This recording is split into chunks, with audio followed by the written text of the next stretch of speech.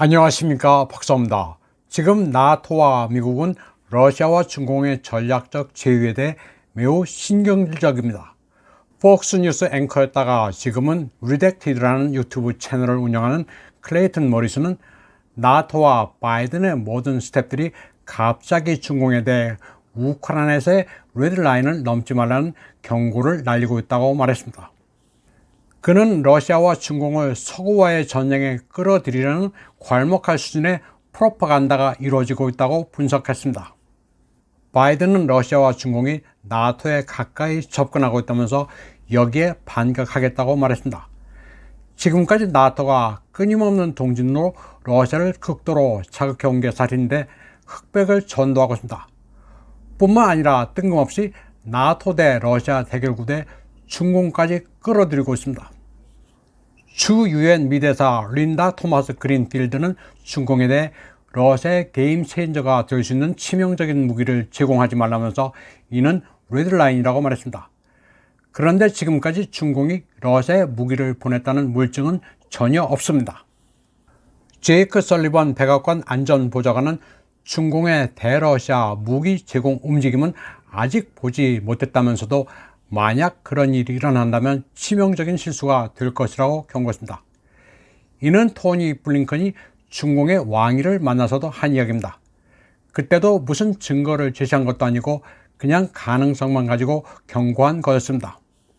그는 또 미국이 공유를 약속한 M1 에이브럼스 전차는 2023년 내에는 전달할 수 없다고 밝혔습니다.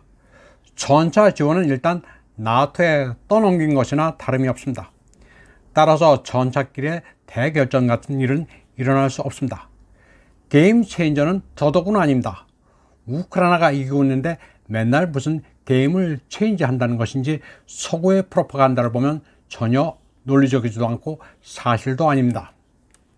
마이클 맥컬 미 하원 외교위원장도 중공이 러시아에 드론 수백 대를 제공한다는 첩보를 갖고 있다고 주장했습니다. 그는 중공과 러시아 간 군용 드론 제공권을 논의하고 있다는 첩보가 있다고만 했습니다.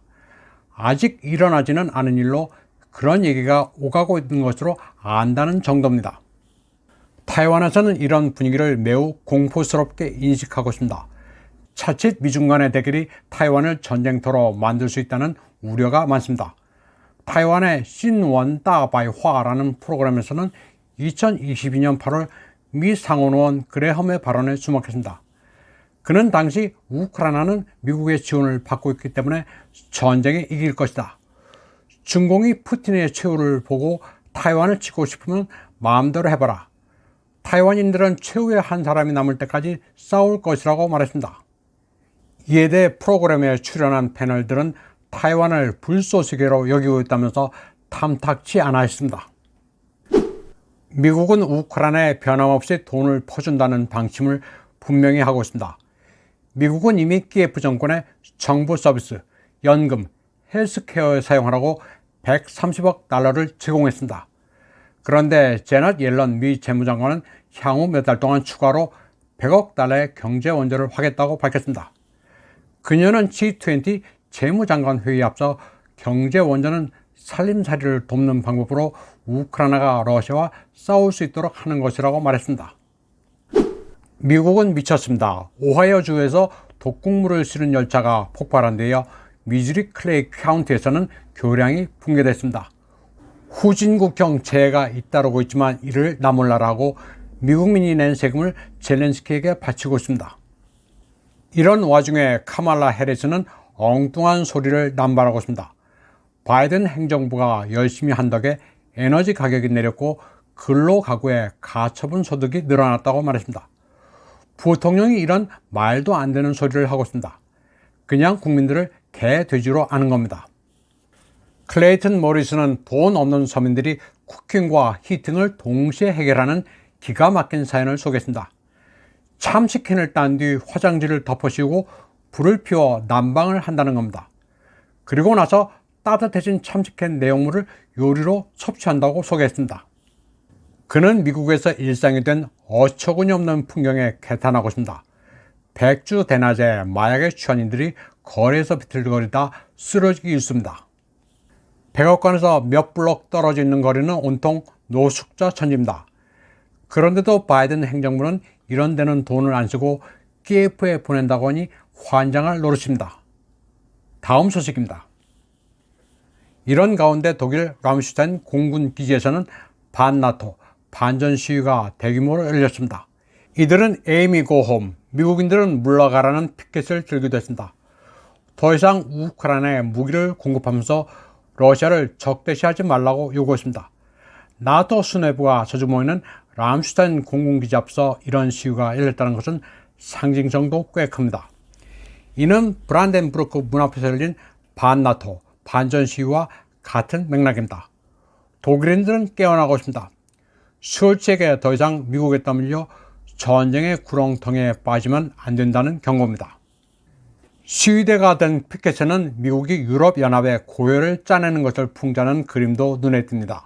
또 미국의 카우보이가 노르스 스트림 파이프라인을 해머로 두들겨 부수는 그림도 있습니다. 미국이 영국, 노르웨이 등과 짜고 동맹국의 뒤통수를 쳤는데도 한마디 항의조차 못하는 숄츠의 무기력함을 풍자하고 있습니다. 미 제국은 이제 독일 점령을 종식해야 한다는 구호도 있습니다. 반전 시위는 프랑스 파리에서도 열렸습니다. 파리 시민들도 민생을 희생시키는 우크라이나 군사 지원을 격렬히 반대하고 있습니다. 그리고 이참에 나토를 탈퇴해야 한다고도 외쳤습니다. 지금은 나토의 축이 바뀌고 있습니다. 워싱턴, 파리, 베를린 축에서 워싱턴, 런던, 바르샤바로 전환되고 있습니다. 큰 그림은 미국이 동구에 폴란드를 내세워 독일, 프랑스의 입지를 약화시키고 있습니다. 그런데 폴란드에서도 반전 여론이 만만치 않습니다. 폴란드가 러소포비아에 찌든 나라 같지만 정부나 그렇지 일반 국민들은 그렇지 않습니다. 경기장에는 이 전쟁은 우리 전쟁이 아니라는 현수막이 걸려 있습니다. 그도 그럴 것이 폴란드인들도 우크라이나 전쟁에서 희생되고 있습니다. 군사 전문가인 맥그리거 예비역 대령은 우크라이나 군으로 위장한 폴란드 병사 2만 명이 작전을 벌이고 있으며 이 가운데 2,500명이 이미 전사에 묘지에 묻혔다고 말했습니다. 독일 주재 러시아 대사관 앞에 고의로 가져다 놓은 러시아군 전차 퍼포먼스가 수포로 돌아간 것도 화제가 되고 있습니다. 독일인들이 평화와 돈바스인들의 희생을 기린다면서 장미꽃을 가져다 놓자 우크라이나인들은 분개하고 있습니다. 화가 난 우크라이나 난민은 꽃을 발로 마구 짓밟습니다.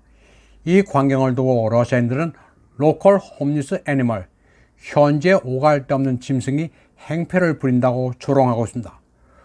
또 꽃이 거절하고 마음대로 가져가는 난민도 있었습니다. 부서진 T-72 전차의 주포는 러시아 대사관을 향하고 있었습니다. 주 베를린 러시아 대사관 측은 러시아 망신주기 차원의 이벤트가 저절되자 독일 국민들에게 감사를 표했습니다. 그런데 파괴된 러시아 전차를 이용한 퍼포먼스는 라트비아 리가에서도 벌어지고 있습니다.